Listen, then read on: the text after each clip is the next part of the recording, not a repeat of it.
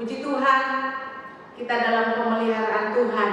Semusim telah berlalu, namun kasih setia Tuhan selalu ada dalam hidup kita.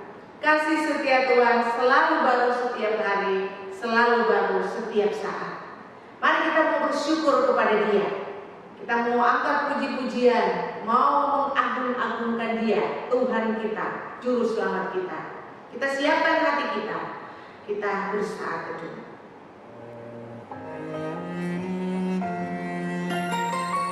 Amin. Tak terbatas kasih setia Tuhan dalam hidup kita. Kita angkat pujian ini.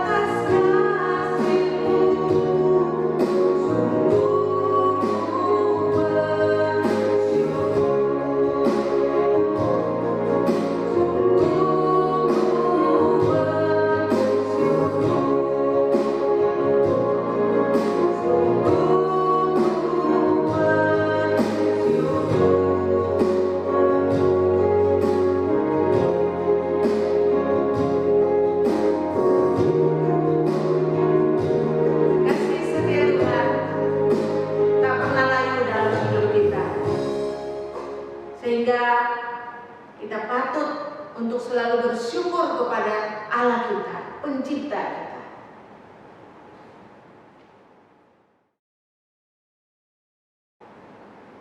Kebaktian kita berlangsung dalam nama Bapa, Anak, dan Roh Kudus.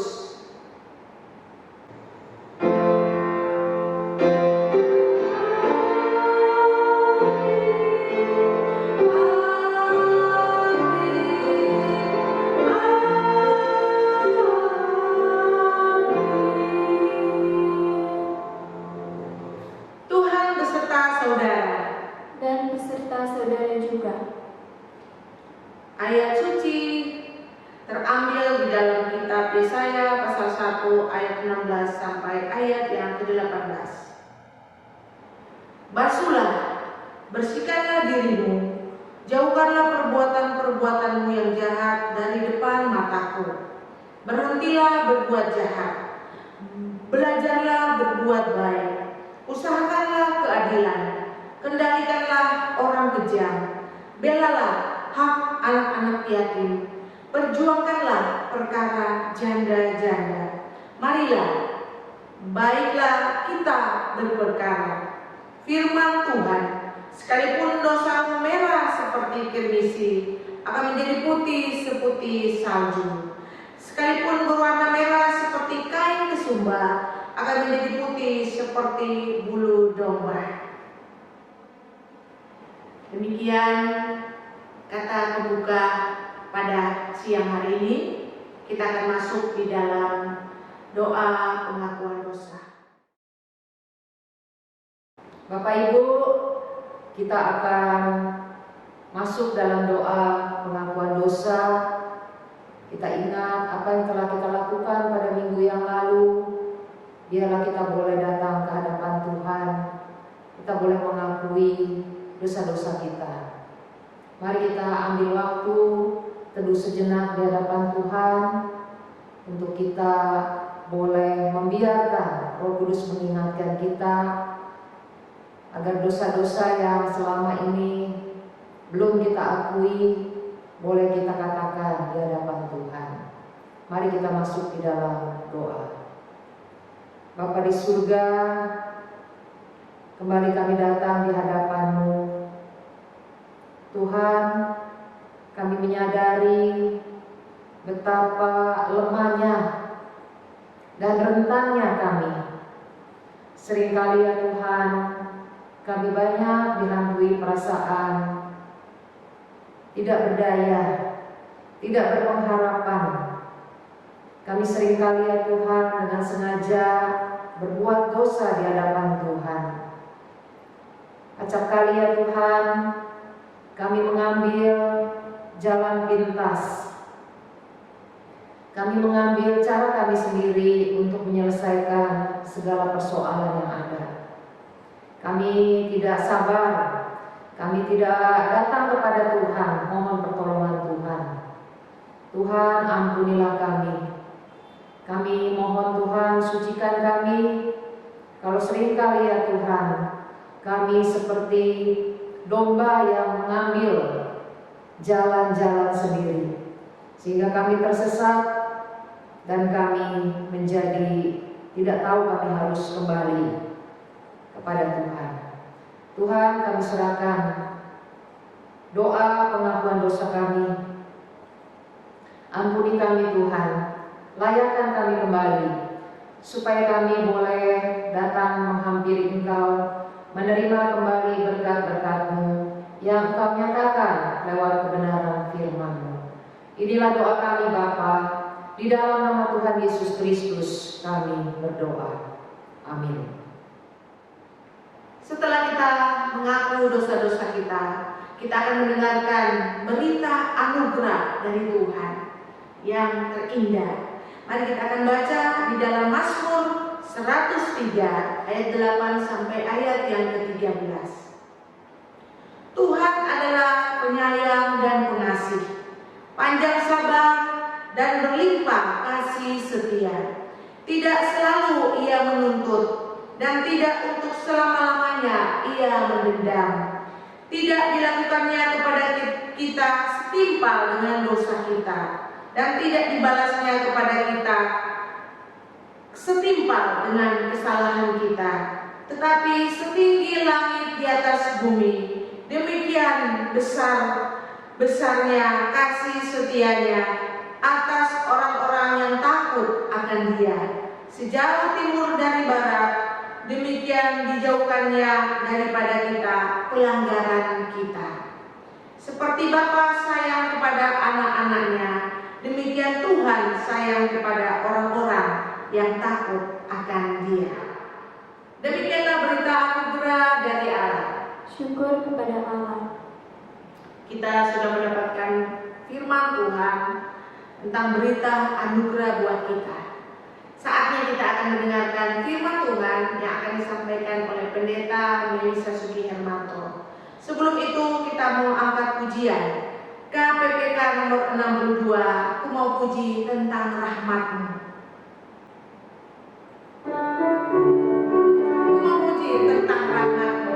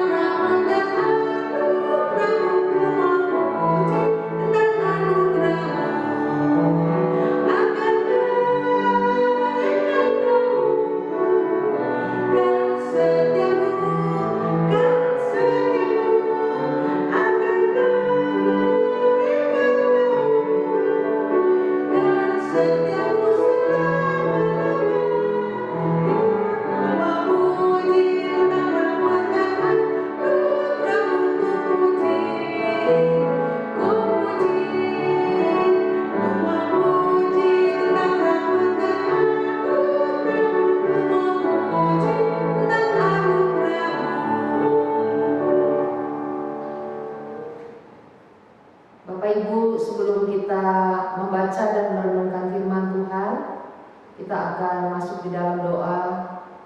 Kita mohon Roh Kudus membantu kita untuk kita memahami. Terlebih lagi kita memiliki kekuatan untuk melakukan firman Tuhan. Mari kita berdoa. Saat ini Tuhan, betapa kami membutuhkan firman-Mu. Berbicara ya Tuhan kepada kami satu demi satu. Engkau mengerti Tuhan kondisi kami masing-masing. Engkau mengerti pergumulan, ketakutan, persoalan kami. Tuhan, tidak ada sesuatu yang tersembunyi di hadapan-Mu. Untuk itu kami membutuhkan firman kembali menyapa kami. Jangan biarkan Tuhan seorang pun terlewatkan, tidak mendapatkan berkat. Biarlah apa yang sudah direnungkan, yang sudah menjadi berkat bagi hamba-Mu boleh juga dibagikan menjadi berkat bagi setiap kami. Kami serahkan Tuhan waktu ini ke dalam tangan Tuhan. Hanya di dalam nama Tuhan Yesus Kristus, Allah kami yang sudah memberikan firman-Nya kepada kami berdoa. Amin. Kita akan membaca firman Tuhan yang terambil dari Efesus pasal 2. Efesus pasal 2 ayat keempat hingga ayat yang ke-7. Efesus pasal 2 ayat keempat hingga ayat yang ke-7. Tetapi Allah yang kaya dengan rahmat, oleh karena kasih-Nya yang besar yang dilimpahkannya kepada kita, telah menghidupkan kita bersama-sama dengan Kristus, sekalipun kita telah mati oleh kesalahan-kesalahan kita. Oleh kasih karunia kamu diselamatkan. Dan di dalam Kristus Yesus Ia telah membangkitkan kita juga dan memberikan tempat bersama-sama dengan Dia di sorga, supaya pada masa yang akan datang Ia menunjukkan kepada kita kekayaan kasih karunia-Nya yang melimpah-limpah sesuai dengan kebaikan-Nya terhadap kita dalam Kristus Yesus. Demikianlah firman Tuhan. Berbahagialah mereka yang mendengarkan firman Allah dan yang memeliharanya. Haleluya.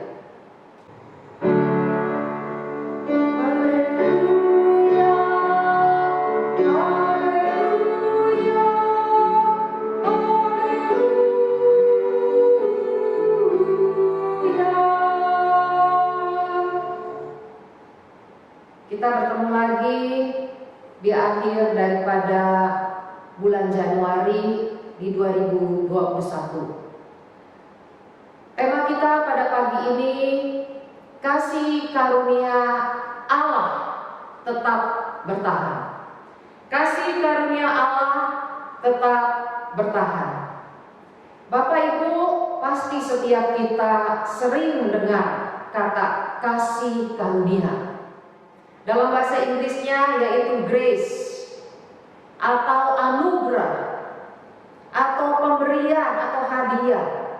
Sebenarnya kita tidak pantas untuk menerimanya karena kita tidak mengerjakan apapun, tapi Allah memberikannya sebagai hadiah. Itulah kasih karunia. Bapak Ibu, seringkali kita menganggap kita sudah mengerti. Kita sering mendengar kata grace atau kasih karunia. Kalau seorang penagih hutang datang ke rumah kita marah-marah, tapi akhirnya dia berkata, "Oke, saya akan kasih ibu waktu, tenggang waktu." Maka itu bisa disebut sebagai grace period. Atau kita melihat seorang pemain musik, penyanyi, melantunkan suara yang begitu bagus, menghasilkan nada-nada yang indah, maka kita katakan grace note. Atau kita melihat seorang yang baru kita kenal, tapi dia begitu ramah, begitu baik, maka sering kali kita mengatakan gracious. Bapak Ibu, ini kata yang sering kali kita dengar di dalam khotbah. Pendeta sering kali mengucapkannya, kasih karunia, anugerah. Kita menganggap itu sudah kita paham. Maka kalau ditanya apakah kita percaya akan kasih karunia? Iya. Tapi persoalannya Bapak Ibu, kita bukan hanya diminta untuk mengerti, tapi kita juga harus mengalami kasih karunia Allah. Bagaimana kasih karunia itu mengubah hidup kita. Kasih karunia itu memberi kekuatan kepada kita. Kasih karunia Allah menjadikan kita berani di dalam menghadapi tantangan dan persoalan. Dan kasih karunia juga memampukan supaya hati kita dilembutkan. Jadi Bapak Ibu, kita lihat bahwa kita bukan hanya diminta mengerti arti daripada kasih karunia, tapi kita mengalami, kita diubahkan, kita dikuatkan, kita dijadikan berani, kita dilembutkan oleh kasih karunia Allah. Selanjutnya Bapak Ibu, siapa itu kasih karunia Allah? Kasih karunia Allah tidak lain adalah Yesus Kristus. Yesus Kristus adalah pemberian, hadiah, anugerah dari Allah kepada kita. Untuk apa? Untuk menyelamatkan. Jadi Yesus Kristus adalah kasih karunia yang menyelamatkan kita, yang membawa kita masuk ke surga dan membawa surga kepada kita. Jadi surga bukan berbicara nanti setelah akhir zaman, tapi surga juga adalah berbicara sekarang ketika kita menerima Yesus Kristus, maka kita menerima surga itu. Kita berada bersama-sama dengan Allah. Jadi surga bukan berbicara mengenai satu tempat, tapi berbicara mengenai kondisi. Ketika kita bersama-sama dengan Allah, kita merasakan kita ada di hadirat surga. Kita berada di dalam keadaan surga. Bapak Ibu yang saya kasih dalam Tuhan, siapa itu kasih karunia Allah? Itu adalah Yesus Kristus. Ketika kita menerima Yesus Kristus, maka kita menerima kasih karunia Allah yang menyelamatkan kita, yang akan membawa kita masuk surga dan membawa surga kepada kita, membawa Allah bertata dalam hidup kita, membuat kita bersama-sama dengan Allah. Bapak Ibu, kita melihat apa saja kekayaan kasih karunia. Kalau kita perhatikan dari ayat-ayat yang terdapat di dalam Roma pasal 5 ayat yang ke-1, kekayaan daripada kasih karunia adalah kita hidup bisa berdamai dengan Allah. Tadinya kita seteru Allah, tapi karena kasih karunia Allah melalui Yesus Kristus, kita yang tadinya musuh Allah, kita menjadi berdamai dengan Allah. Di dalam Roma 5 ayat yang kedua dikatakan juga kekayaan kasih karunia Allah adalah kita akan menerima kemuliaan Allah. Apa yang Allah anggap begitu mulia diberikan kepada kita ketika kita di dalam Yesus Kristus, ketika kita percaya kepada Yesus Kristus. Yang berikutnya kita melihat di dalam Roma 8 ayat 32. Kalau kita menerima Yesus Kristus sebagai kasih karunia Allah, maka Allah memberi dirinya. Di dalam diri Yesus Kristus, Yesus diserahkan bagi kita supaya kita yang percaya mengalami pengampunan dosa. Kita lihat juga di dalam Efesus pasal 1 ayat yang ketiga. Kekayaan kasih karunia adalah berupa segala berkat rohani di dalam surga diberikan bagi kita. Bapak Ibu, betapa luar biasa kekayaan kasih karunia Allah. Ada dua lagi yang kita lihat di dalam Efesus pasal 2 ayat yang kelima. Kekayaan kasih karunia adalah kita diselamatkan. Kita dibebaskan dari hukuman. Dan bukan hanya itu saja berbicara diselamatkan, bukan berbicara tentang surga, tetapi dikatakan pada masa yang akan datang. Jadi bukan berbicara dulu kita sudah diselamatkan, tetapi sekarang dan yang akan datang kita akan menerima kasih karunia yang melimpah-limpah. Artinya terus menerus di masa yang akan datang. Selama kita hidup, kasih karunia Tuhan itu berlimpah atas hidup kita. Bapak Ibu, betapa luar biasa bagi kita yang percaya kepada Tuhan. Kekayaan kasih karunia Allah diberikan bagi kita. Apakah kita merasakan? Apakah kita mengalami kasih karunia Allah tersebut?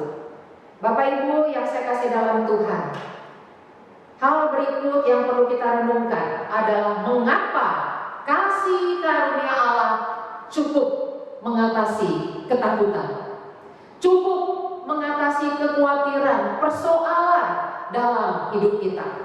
Di dalam Ibrani 13 ayat yang kelima dikatakan, aku sekali-kali tidak akan membiarkan engkau, dan aku sekali-kali tidak akan meninggalkan engkau. Mengapa kita bisa mengatasi ketakutan, persoalan dalam hidup kita dengan kasih karunia Tuhan bersama dengan Yesus Kristus? Karena Allah bersama kita. Allah tidak pernah meninggalkan kita. Allah senantiasa hadir dalam hidup kita. Itulah yang membuat kita mampu untuk mengatasi ketakutan, kekhawatiran, persoalan dalam hidup kita. Bapak Ibu yang saya kasih dalam Tuhan, apakah kita meyakini akan hal ini? Bahwa Allah bersama dengan kita itu sudah cukup bagi kita, membuat kita kuat dalam menghadapi persoalan dalam hidup kita. Bapak Ibu, itulah alasannya mengapa kasih karunia Allah cukup mengatasi ketakutan dalam hidup kita. Alasan yang pertama, karena Allah bersama dengan kita.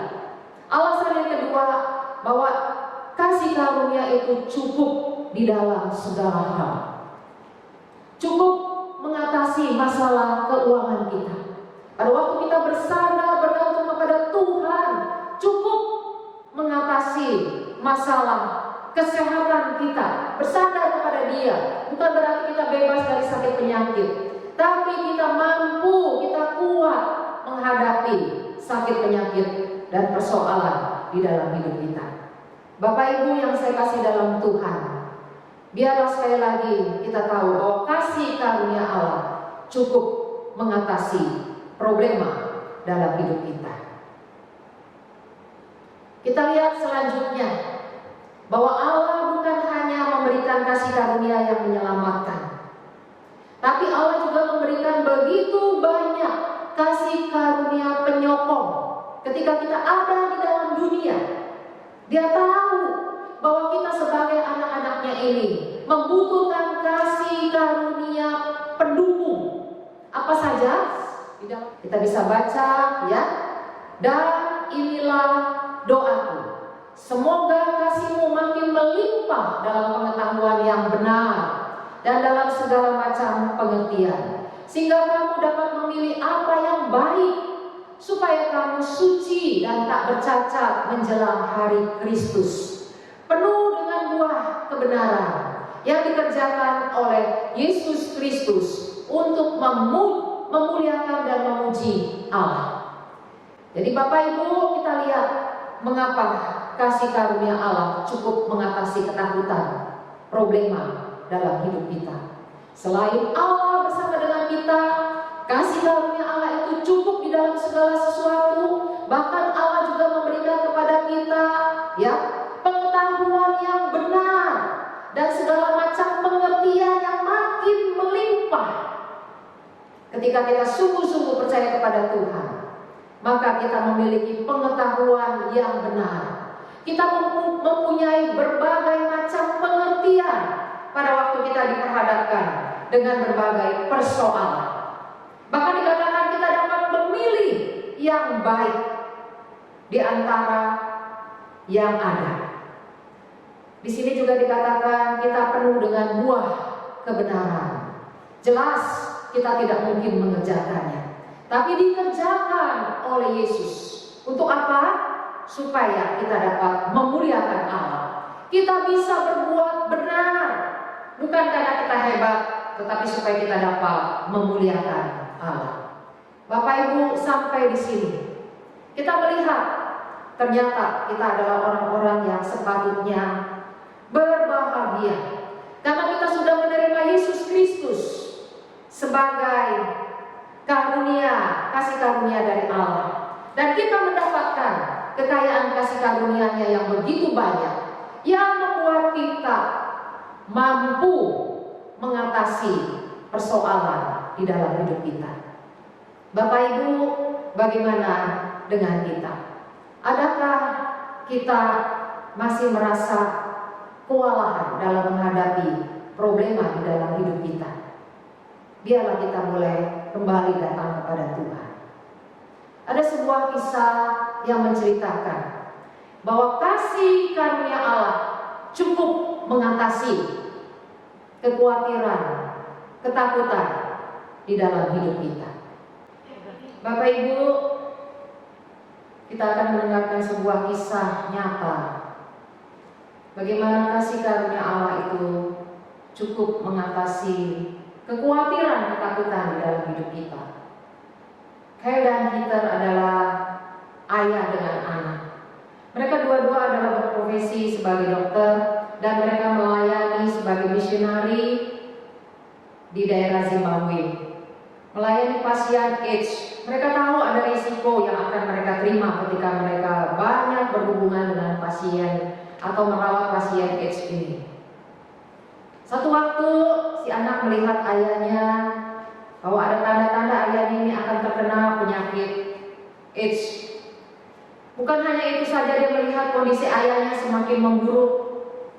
Lalu dia memutuskan dia akan membawa ayahnya untuk ke rumah sakit yang lebih profesional, ke rumah sakit yang lebih lengkap. Tapi Bapak Ibu tahu berapa lama perjalanan yang harus ditempuh? Si anak juga mulai khawatir, mampukah ayahnya menempuh perjalanan yang begitu panjang, berjam-jam? Sedangkan kondisi ayahnya dalam keadaan sakit yang cukup memprihatinkan. Mereka harus terbang naik pesawat 12 jam ke Afrika Selatan. Dan kalau mereka ingin ke Atlanta, ke kota yang lebih besar, membutuhkan perjalanan 17 jam. Sedangkan si ayah saat itu dalam keadaan demam 40 derajat.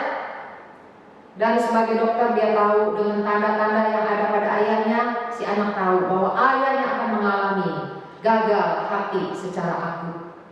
Akhirnya mereka memutuskan untuk terbang ke negara Amerika. Mereka naik pesawat. Ya, di dalam pesawat dia juga sudah melihat bahwa ayahnya dalam kondisi yang mengkhawatirkan sekali. Dia biarkan ayahnya duduk di bagian lorong. Biarkan ayahnya beristirahat kalau sampai terjadi hal-hal yang tidak diinginkan, supaya dia dengan mudah menolongnya ketika dia ada di lorong. Dia lihat ayahnya mulai dalam keadaan agak tenang. Dia melangkahi ayahnya dan si anak ini berjalan ke kamar mandi. Untuk apa? Di kamar mandi itulah dia berdoa. Dia katakan, aku membutuhkan pertolongan. Tuhan, aku membutuhkan pertolongan. Lama dia berdoa, dia terus, Tuhan, aku membutuhkan pertolongan. Cukup lama dia di kamar mandi, dia terus berdoa mengucapkan kata itu, aku membutuhkan pertolongan.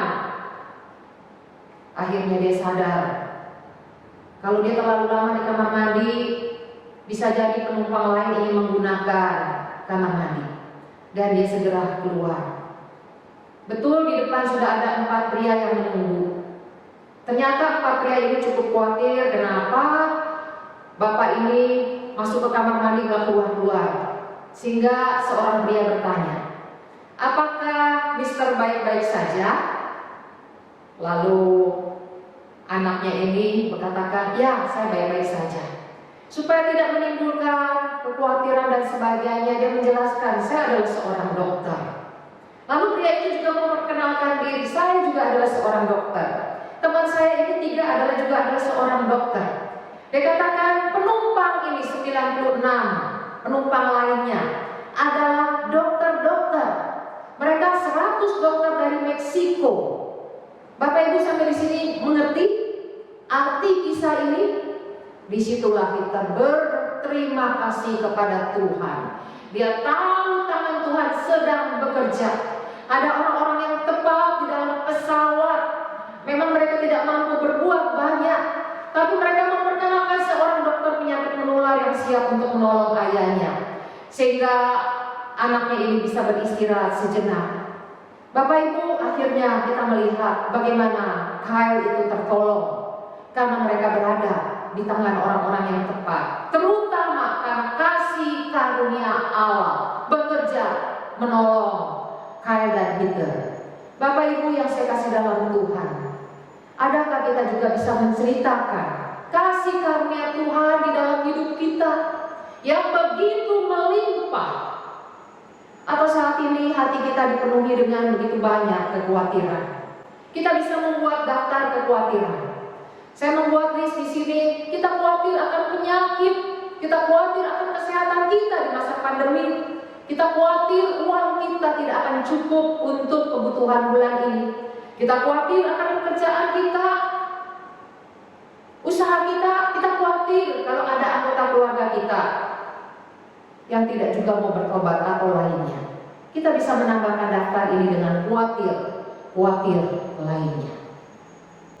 Bapak Ibu yang saya kasih di dalam Tuhan, kita melihat bahwa hidup tanpa kasih karunia Tuhan itu seperti apa?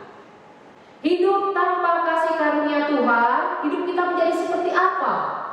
Maka yang terjadi adalah khawatir, ketakutan, persoalan bertata dalam hati kita, di dalam hidup kita. Saya membuat khawatir ini bertata, dia menjadi poros hidup kita, kekhawatiran, persoalan menjadi fokus hidup kita. Kita bisa melihat khawatir itu menguasai kita. Dia memimpin hidup kita, dia mengatur, dia menjadi raja di dalam hidup kita. Dan kita tidak lagi melihat Allah sebagai raja, sebagai yang bertata di dalam hidup kita. Dan tidak ada satu persoalan yang terlalu besar untuk Tuhan tolong kita. Bapak Ibu, hidup tanpa kasih karunia Allah, maka kekhawatiran, ketakutan, persoalan, masalah, dia akan naik tahta. Dia ada dalam hati kita. Dia seperti raja, dia memimpin, dia menguasai hidup kita. Oleh karena itu betapa kita membutuhkan kasih karunia Tuhan. Untuk apa kita membutuhkan kasih karunia Tuhan di dalam hidup kita? Supaya kekhawatiran, ketakutan, persoalan dia turun tahta. Dia tidak terus ada di hati kita. Dia tidak menjadi raja, dia tidak menguasai, dia tidak memimpin. Tapi supaya kasih karunia Allah kembali tetap bertahta. Supaya Yesus Kristus tetap menjadi raja, tetap ditinggikan, tetap diandalkan, tetap menjadi pemimpin dalam hidup kita yang menguasai hidup kita, bukan lagi kekhawatiran ataupun ketakutan. Bapak Ibu, oleh karena itu, mari kita terus datang kepada Tuhan. Kita mohon supaya kita terus melakukan hidup bersandar kepada kasih karunia Tuhan. Saudara-saudara yang saya kasih dalam Tuhan, Kasih karunia Tuhan akan membalikkan yang tadinya khawatir menjadi raja, menjadi pemimpin, begitu menguasai, mengatur. Tetapi mari dengan kekuatan Tuhan kita datang pada Tuhan. Biarlah kasih karunia Tuhan tetap berkatang dalam hati kita. Bukan kekhawatiran atau persoalan yang berkata dalam hidup kita. Bapak Ibu yang saya kasih dalam Tuhan, bagaimana agar hidup kita ini boleh dipimpin oleh kasih karunia Allah, ya? Mengapa hidup kita ini bisa dipimpin oleh kasih karunia Tuhan? Dikatakan bagaimanakah mungkin Ia tidak mengaruniakan segala sesuatu kepada kita bersama-sama dengan Dia. Artinya, kalau anaknya saja yang terbaik diberikan kepada kita, diserahkan bagi kita, itu sesuatu yang begitu istimewa, begitu berharga. Bagaimana mungkin Allah tidak mengaruniakan segala sesuatu yang kita butuhkan dalam kita menjalani kehidupan kita. Bapak Ibu yang saya kasih dalam Tuhan, tanpa kasih karunia Tuhan, hidup kita akan kewalahan. Kita akan mengalami ketidakmampuan. Inilah saatnya bagi kita. Kalau kita memiliki begitu banyak kekhawatiran, ketakutan, mari kita berseru. Tuhan ingin pakai persoalan, masalah, kekhawatiran kita. Untuk apa? Supaya kasih karunia Tuhan menjadi nyata dalam hidup kita. Kita bisa melihat bahwa kasih karunia Allah itu begitu nyata dalam hidup kita. Dan Tuhan mau kita kembali fokus kepada Tuhan. Bapak Ibu, biasanya akan terulang kembali. Kita fokus tapi nanti akhirnya kita lengah, kita kewalahan lagi, dan kita berseru-seru lagi. Dan biarlah kasih karunia Allah menjadi nyata dan kita fokus lagi kepada Tuhan. Bukankah ini siklus yang juga terjadi di dalam kitab Hakim-Hakim? Ketika mereka diberikan hakim, mereka hidup taat kepada Tuhan. Tetapi setelah hakim itu meninggal, mereka kembali meninggalkan Tuhan. Tuhan menghajar, mendatangkan musuh. Mereka berseru-seru dan mereka dilepaskan. Bapak Ibu yang saya kasih dalam Tuhan, biarlah hidup kita boleh serahkan, kita boleh andalkan kasih karunia Tuhan. Saat ini apakah kita merasa kurang dengan kasih karunia Tuhan? Kalau kita merasa, Tuhan, kasih-Mu, kasih karunia-Mu saya rasakan tidak seperti yang lain. Kalau orang lain begitu berkelimpahan mengalami kasih karunia Tuhan, mungkin kita mengidentikan kasih karunia Tuhan itu dengan materi. Namun kita lihat tadi, kasih karunia Tuhan luar biasa kekayaannya.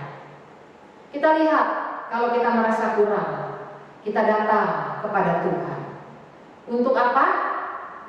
Datang kepada Tuhan dan kita minta sekali lagi supaya Tuhan memberi kita makan dan minum rohani. Akulah roti hidup, barang siapa datang kepadaku ia tidak akan lapar lagi, dan barang siapa percaya kepadaku ia tidak akan haus lagi. Kita datang kepada Tuhan, Dia adalah pemberi makan dan minum rohani kita, sehingga Tuhan bisa mencukupkan rasa lapar dan haus kita. Dan Tuhan akan menolong kita. Bukan hanya kita dikenyangkan, bahkan kita juga akan menjadi saluran berkat Tuhan. Kita bukan cuma mengalami kecukupan, tapi kita mengalami itu sampai meluber. Tuhan katakan air yang akan kuberikan kepadanya akan menjadi mata air di dalam dirinya. Kita lihat ini seperti keran, ya, keran ini dibuka, airnya diisi ke dalam sebuah gelas. Kalau keran itu terus dibiarkan, maka gelas ini akan penuh. Bukan hanya penuh, bahkan dia meluber. Begitu juga kalau kita merasa hidup kita ini, kita rasakan Tuhan, aku merasa kurang kasih karunia Tuhan. Aku selalu merasa kurang dalam banyak hal. Kurang dalam hal ekonomi, kurang dalam hal ucapan syukur, kurang dalam penguasaan diri. Mari kita datang kepada Tuhan. Biarlah Tuhan memberi dirinya. Kita merasakan kasih Tuhan. Kalau kita sudah merasakan kasih Tuhan, maka tanpa kita sadari, hidup kita akan seperti air yang terus memancar, yang orang-orang di sekitar kita akan merasakan, dan kita akan menjadi berkat bagi sesama kita. Gambar ini menggambarkan, ya, ada 5 gelas. Kita termasuk gelas yang mana? Apa gelas yang pertama? Yang selalu kita rasa, ya segitu-gitu aja lah ya, hidupku itu, kasih karunia Tuhan itu. Atau yang terakhir, kita rasa cukup, bahkan melimpah, dan kita rasakan meluber. Dan saya ingin bagikan itu kepada orang lain, agar orang lain melalui hidup kita juga boleh merasakan berkat-berkat Tuhan lewat kesaksian hidup kita, lewat tutur kata kita. Bapak Ibu yang saya kasih dalam Tuhan, saya ingin menyimpulkan terakhir kalinya, kita diminta bukan hanya mengerti arti daripada kasih karunia atau anugerah, tapi kita juga diminta merasakan betapa berbedanya ketika hidup kita percayakan ke tangan Yesus Kristus sebagai pemberi kasih karunia. Yesus Kristus adalah kasih karunia dari Allah yang menyelamatkan kita. Kita tahu banyak sekali kekayaan kasih karunia yang menopang kita, sehingga kita bisa melimpah di dalam pengetahuan, kita bisa memilih yang baik, kita bisa penuh dengan buah kebenaran. Ya, hidup tanpa kasih karunia membuat kekhawatiran, ketakutan bertahta dalam hati kita. Namun ketika kita mengandalkan kasih karunia, maka kekhawatiran itu, ketakutan itu, persoalan itu diturunkan dari tahta. Dia tidak lagi boleh bertahta dalam hati kita. Dan biarlah kasih karunia Allah tetap bertahta. Ketika kita kewalahan menghadapi begitu banyak persoalan, berserulah kepada Sang Pemberi kasih karunia. Kita datang kepada Tuhan, kita rasakan kasih Tuhan, kita rasakan kasih Kristus, kita rasakan kasih karunia Allah yang nyata. Ketika kita masih merasa kurang, terimalah kasih karunia Tuhan dan teruslah hidup taat, supaya hidup kita ini boleh melimpah, meluber dengan kasih Tuhan, dan kita bisa menjadi saluran berkat. Bapak Ibu, biarlah sekali lagi kita boleh mengingat kasih karunia Tuhan tetap bertahta dalam hati kita. Apa yang selama ini bertahta, biarlah itu juga kita boleh ungkapkan. Ada bagian-bagian di mana kita masih menjadi raja atas hidup kita. Kiranya Tuhan menolong supaya Tuhan saja yang bertahta. Amin.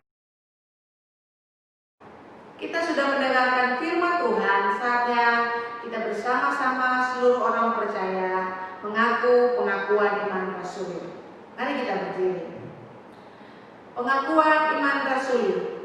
Aku percaya kepada Allah Bapa yang Maha Kuasa, Khalik langit dan bumi, dan kepada Yesus Kristus anaknya yang tunggal Tuhan kita, yang dikandung dari Roh Kudus, lahir dari anak darah Maria, yang menderita sengsara di bawah pemerintahan Pontius Pilatus, disalibkan, mati dan dikuburkan, turun ke dalam kerajaan maut, pada hari yang ketiga bangkit pula dari antara orang mati, naik ke surga, duduk di sebelah kanan Allah Bapa yang Maha Kuasa, dan dari sana Ia akan datang untuk menghakimi orang yang hidup dan yang mati. Aku percaya kepada Roh Kudus, gereja yang kudus dan am, persekutuan orang kudus, pengampunan dosa, kebangkitan orang mati, dan hidup yang kekal. Amin. Kita akan masuk di dalam doa.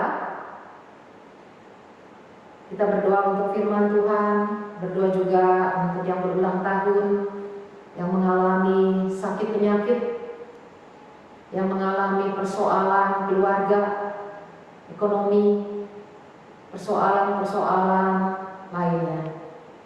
Mari kita berdoa. Tuhan, saat ini Engkau kembali ingatkan kami. Seringkali hidup kami tidak bedanya dengan orang yang tidak percaya kepada Tuhan. Kami tidak mengandalkan kasih karunia Tuhan. Kami tidak merasakan, kami tidak mengalami kasih karunia Tuhan yang begitu melimpah dalam hidup kami. Tuhan, biarlah sekali lagi kami boleh datang ke hadapan-Mu. Kalau ada area-area kehidupan kami yang masih kami kuasai, di mana kami menjadi raja, kamilah yang bertahta, kamilah yang mengatur, dan kami tidak membiarkan Tuhan yang menjadi pemimpin atas hidup kami. Tuhan, sinarilah bagian-bagian yang gelap. Biarlah ya Tuhan, segala dosa-dosa kami, Tuhan, mungkin kami tidak mampu untuk mengampuni. Kami tidak mampu Tuhan untuk meninggalkan kedagingan kami, namun Engkau bisa. Dan Engkau yang kami sembah ada di dalam kami, terus bergerak, terus bekerja. Engkau ingin kami Tuhan semakin hari semakin mirip dengan gambaran diri-Mu. Tuhan, berilah kasih karunia-Mu, sanggupkan kami Tuhan, bukan hanya merasa cukup, tapi merasa melimpah. Bahkan kami juga boleh menjadi saluran berkat Tuhan. Tuhan, ampunilah kami kalau seringkali Bapa, kami tidak datang ke hadapan Tuhan. Kami menjalani hidup kami dengan kekuatan kami sendiri. Tidak heran kalau kami seringkali kewalahan oleh banyaknya persoalan, membuat kami tidak lagi membiarkan Engkau bertahta dalam hati kami. Tuhan, saat ini biarlah kekhawatiran persoalan turun tahta, dan Engkau tetap bertahta, memimpin, menguasai, menolong, menguatkan. Tuhan, kami serahkan hidup kami. Kami juga mau berdoa Tuhan, mengucap syukur untuk saudara kami yang berulang tahun, untuk Bapak Suhedi, Papa dari Sulianto. Berkati Tuhan Bapak Suhedi di usianya yang sudah lanjut usia. Kami bersyukur Tuhan, beliau ketika muda begitu berjuang membesarkan anak-anaknya, dan kami melihat pertolongan Tuhan nyata dalam hidupnya. Istri dengan setia mendampingi. Bapak Suhedi terus bekerja mencukupkan kebutuhan anak-anaknya. Tuhan terus berkati supaya keluarga anak-anak juga di dalam takut akan Tuhan, dan mereka memuliakan Tuhan. Berkati tim-tim juga Tuhan yang berulang tahun. Kami bersyukur dia sudah mulai menginjak remaja.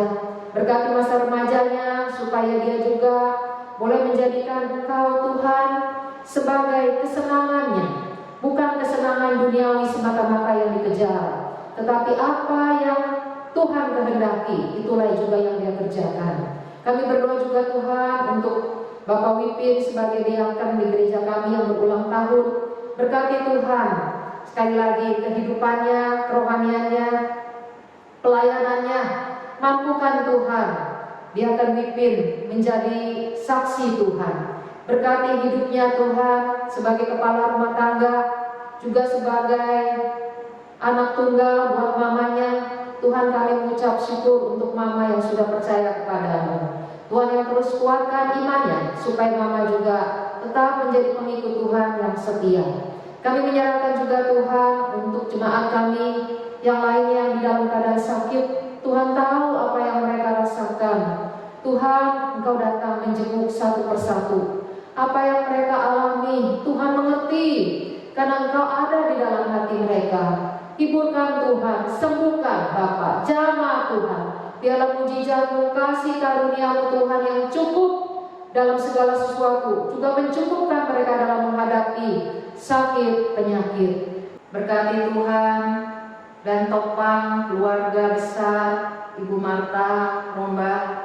Tuhan, Kau tahu mereka ada di tempat yang tidak menyenangkan, jauh dari rumah. Tuhan, topang terus Tuhan, dengan kasih karunia-Mu.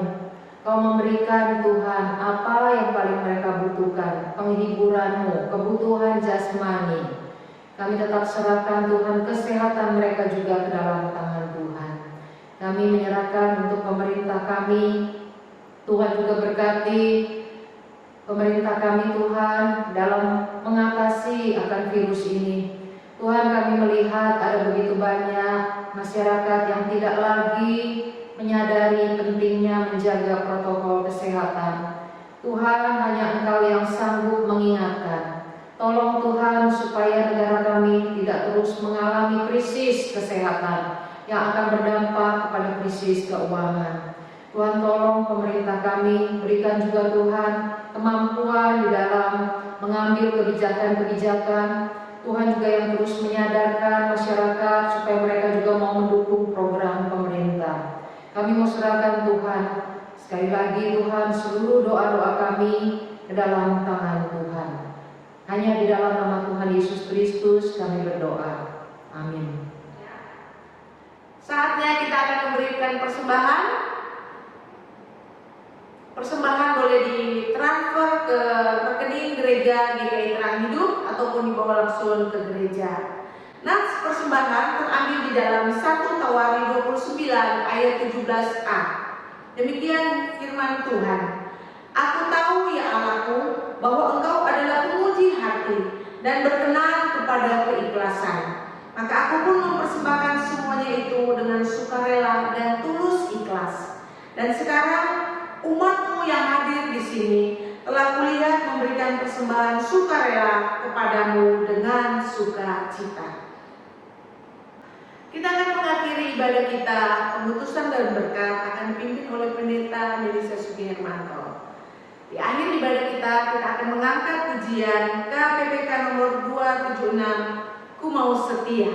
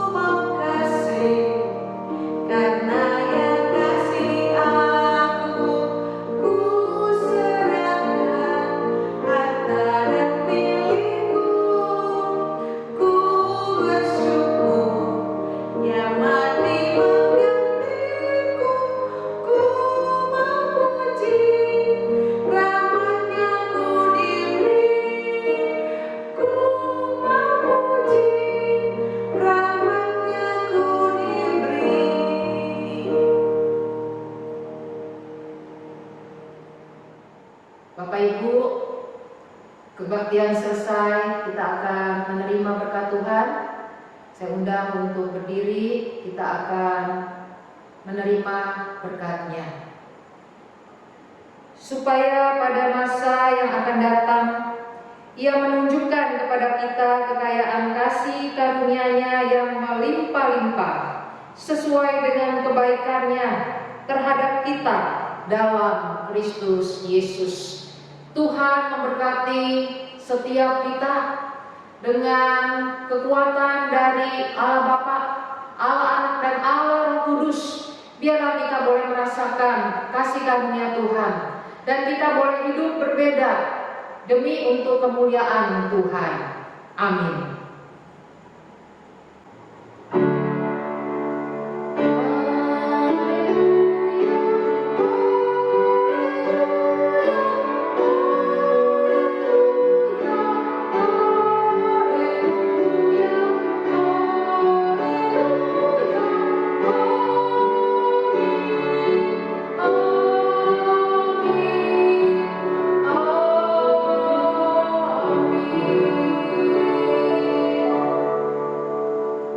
Kebaktian selesai. Selamat hari Minggu. Sampai bertemu.